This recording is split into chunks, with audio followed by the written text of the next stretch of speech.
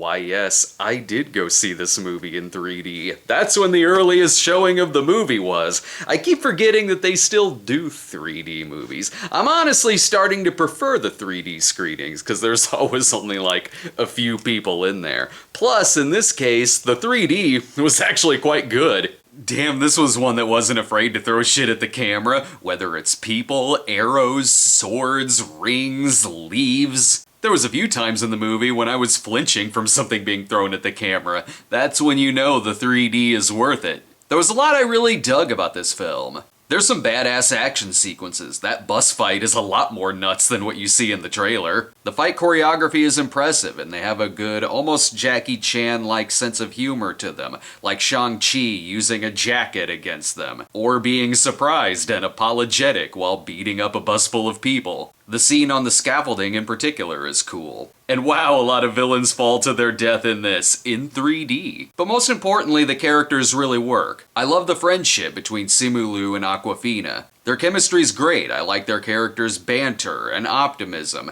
Their performances are incredibly natural and genuine, and just feel like two people who have known each other for a hell of a long time. And Tony Leung is great in this film. This villain is one of the top villains I've seen in these movies, which admittedly might be kind of a short list. But he's great. This guy is cool and is such a suave talker that he's one of those villains that you watch and go, I don't know, is he really a bad guy? He seems cool and all, taking his son with him to kick people's ass on Take Your Kid to Work Day. But then he'll do something bad and you're like, oh, okay, well, he's the bad guy, but I get his motivation. The movie has a really solid first couple of acts, but then, yeah, that formula definitely sets in, and it becomes familiar, with all of those things that I was loving about it taking a back seat. There's a lot of flashbacks in the movie, and some work, and others do slow the movie down quite a bit.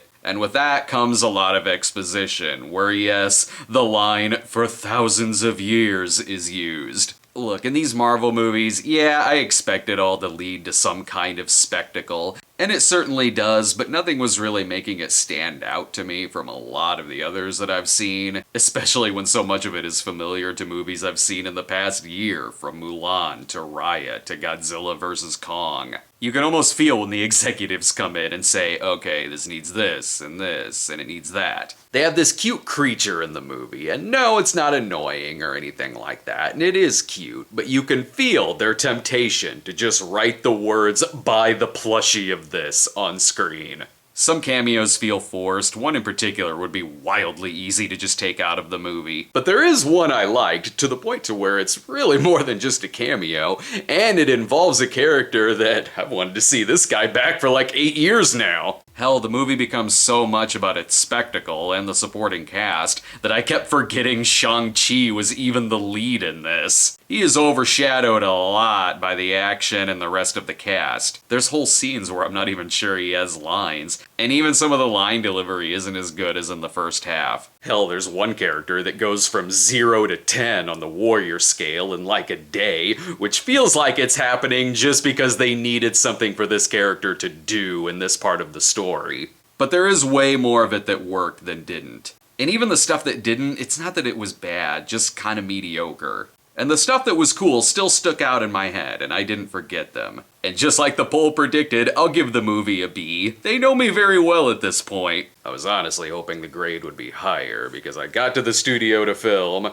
realized I forgot my camera at home, went back home, came back to the studio to film. So, worth it?